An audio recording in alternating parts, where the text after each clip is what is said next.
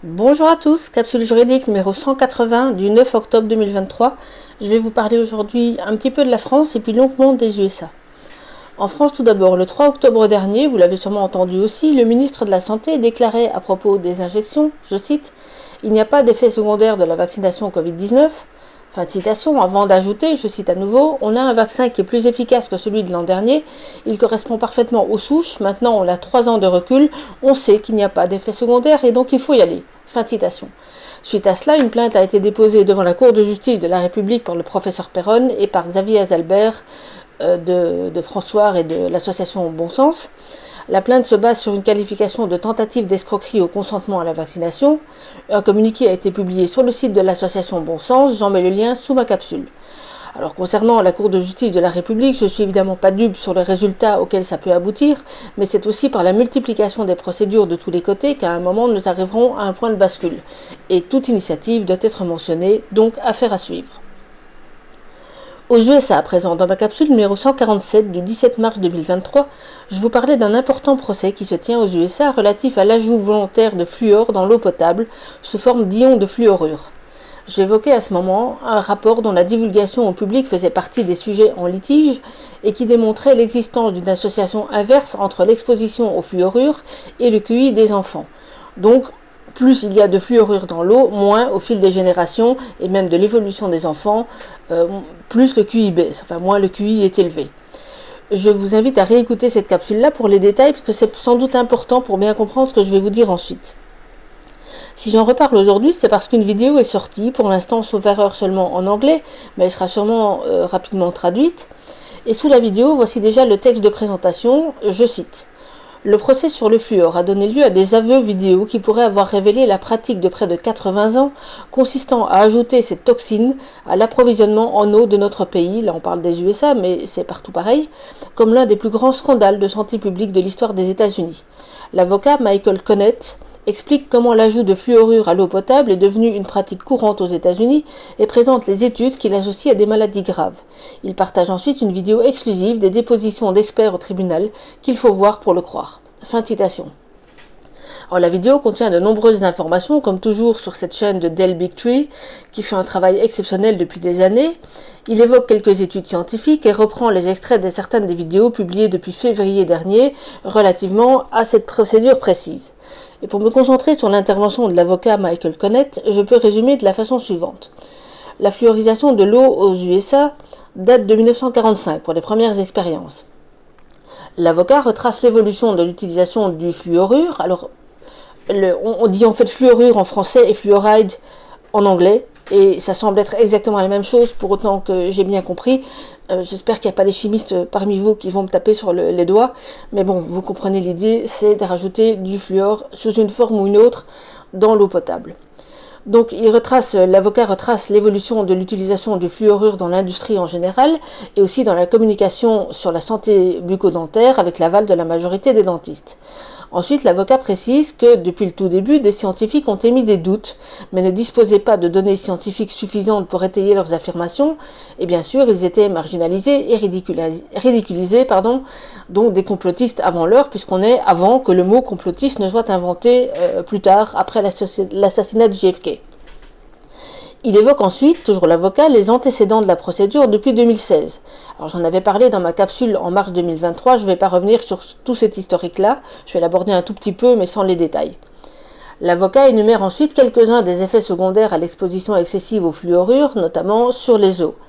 Mais l'un des organes les plus exposés est le cerveau humain, dont il rappelle qu'il fait aussi l'objet de recherches intensives depuis des décennies, et j'ajoute de mon côté, notamment de la part de la DARPA, c'est-à-dire de l'armée américaine. L'avocat explique ensuite que les scientifiques de l'EPA, alors l'EPA c'est l'administration qui est la partie défenderesse dans cette grosse procédure, donc l'administration qui est attaquée, et donc il dit que des scientifiques de l'EPA avaient eux-mêmes tenté d'introduire une action contre leurs propres dirigeants pour avoir mis en œuvre de telles mesures quant à la concentration du fluorure dans l'eau distribuée, mais l'agence en question n'a rien fait pour modifier les standards appliqués. Et je ne sais pas ce qu'est devenu cette procédure, il n'en parle plus après, donc j'imagine qu'elle n'a pas pu aller très loin. Ensuite, il revient aux études sur le lien entre la fluoration de l'eau, et on dit bien fluoration, j'avais vérifié en mars, Donc la fluoration de l'eau et le QI des enfants que j'évoquais au début de capsule et en détail dans ma capsule du mois de mars. Et il détaille aussi d'autres études, notamment sur l'exposition des femmes enceintes aux fluorures, avec les conséquences sur les troubles de l'apprentissage des enfants qui naissent ensuite. Ensuite, on diffuse dans la vidéo dont je vous parle, des vidéos de la procédure, certaines datant déjà de 2018, où on voit notamment un responsable du CDC, nommé Casey Annan, directeur du département de la santé bucco-dentaire, interrogé par l'avocat Connett, qui est donc celui qui s'exprime chez Del Bigtree. Et dans cet interrogatoire, l'avocat dont on entend la voix parce qu'il pose les questions rappelle au responsable du CDC que le fluorure a un impact sur le fonctionnement du cerveau, ce que le responsable du CDC reconnaît et admet. L'avocat évoque les études effectuées sur les rats pour aboutir à des déformations du cortex et de l'hippocampe. Le CDC reconnaît à nouveau la véracité de ces études et des résultats en précisant qu'il s'agit d'études sur des rats. Sous-entendu, on n'est pas sûr que ça fait pareil sur les humains.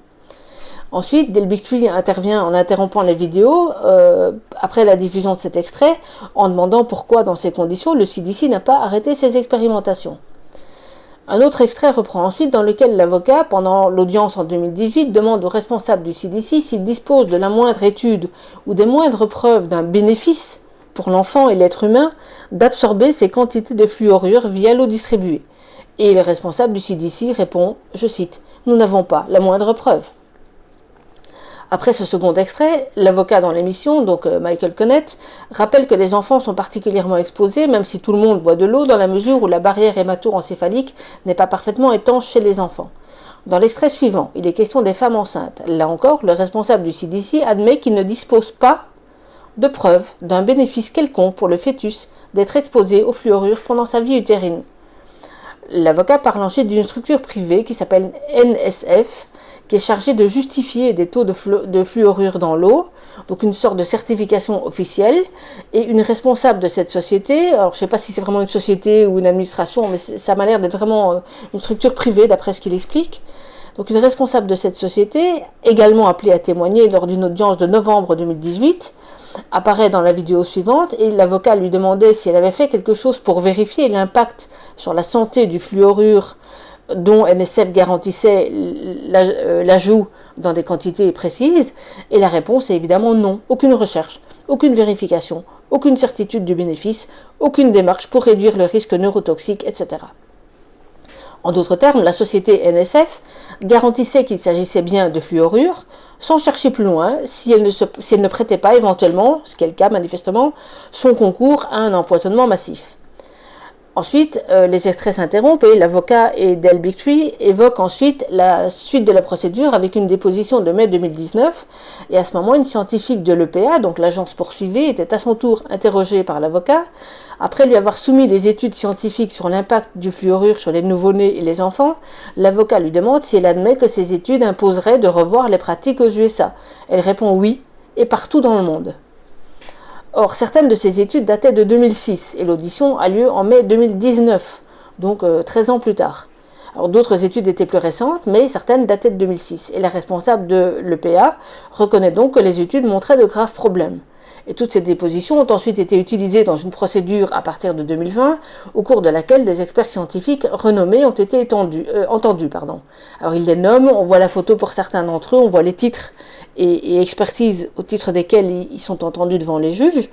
Et à la fin de cette étape de procédure, le juge reconnaissait, selon l'avocat, que les experts entendus et tous les éléments produits étaient déterminants, mais juste à ce moment-là, un nouveau projet de rapport venant du National Toxicology Program, donc NTP, qui est donc aussi une agence officielle, donc un document qui était établi par des experts de toxicologie du gouvernement lui-même, était annoncé, c'est-à-dire qu'en gros, les premières pages d'un brouillon de ce rapport étaient diffusées et le juge a voulu savoir ce qu'il y avait dans ce rapport officiel, ce qui a retardé à nouveau la procédure. Alors l'avocat dit qu'il comprend pourquoi le juge voulait disposer de tous les éléments, mais qu'à un moment, ce rapport ne sortant jamais, eh bien, il a fallu avancer.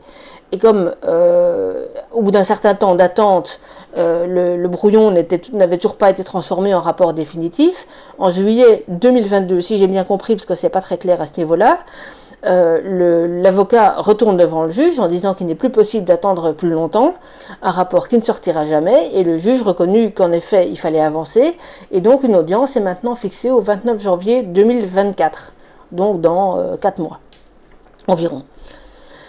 Alors en fin de vidéo, l'avocat souligne que les scientifiques du NTP, donc le National Toxicology Program, ceux qui ont qui ont rédigé le rapport dont pour l'instant on a vu passer qu'un brouillon, sont eux très désireux de suivre la vraie science et de faire le travail, mais manifestement ce qui coince c'est au-dessus. Les dirigeants de cette agence gouvernementale, c'est comme toujours. Voilà, donc affaire à suivre, la finalité de la procédure étant évidemment que si un risque est reconnu, et l'avocat Michael Connett le précise à la fin, l'EPA sera tenu de modifier les pratiques, de supprimer, j'imagine, tout ou partie de l'ajout d'ions de fluorure dans l'eau potable, et ça devrait avoir dans ce cas-là des impacts également à l'étranger. Voilà, donc super vidéo, ça vaut vraiment le coup de l'écouter. Là, je vous ai résumé vraiment la substantifique moelle. Pour ceux qui parlent anglais, n'hésitez pas à l'écouter de suite. Et pour les autres, j'espère qu'elle sera traduite rapidement. Abonnez-vous aussi à la chaîne de Del Big Tree parce qu'il va toujours en profondeur dans tous les sujets. Il prend le temps avec chacun de ses invités. Ça fait des vidéos parfois un peu longues, mais ça vaut vraiment le coup d'être écouté. Voilà, alors enfin je rappelle également qu'il y a la publication pour l'instant de très nombreux témoignages de victimes rescapées de réseaux de trafic d'enfants. Le nom du projet dans le cadre de ces témoignages sont recueillis est 50 Voices, donc 50 voix. Le site d'origine, je vous le mets sous cette capsule. Les vidéos dans ce cas-là sont en anglais ou en allemand, mais sur la chaîne Odyssée de la blogueuse Donde Vamos, vous trouverez aussi au fil du temps les versions sous-titrées en français, et je vous recommande particulièrement déjà écoutez-les toutes, mais si vous commencez par une seule, commencez par celle de Katie O'Brien, qui est l'auteur aussi de 2 livres que je vous recommande aussi. Je mettrai toutes les références sous ma capsule. C'est vraiment très édifiant, terrible, mais ça doit être entendu absolument. Voilà, et alors pour terminer, une petite citation. Je cite, « Ne pas savoir est dangereux, mais ne pas avoir envie de savoir est encore pire. » Et il semblerait que ce soit un proverbe africain. Voilà ce que j'avais pour vous aujourd'hui. Passez une bonne journée. Tenez bon et résistez, n'obéissez plus. À bientôt, au revoir.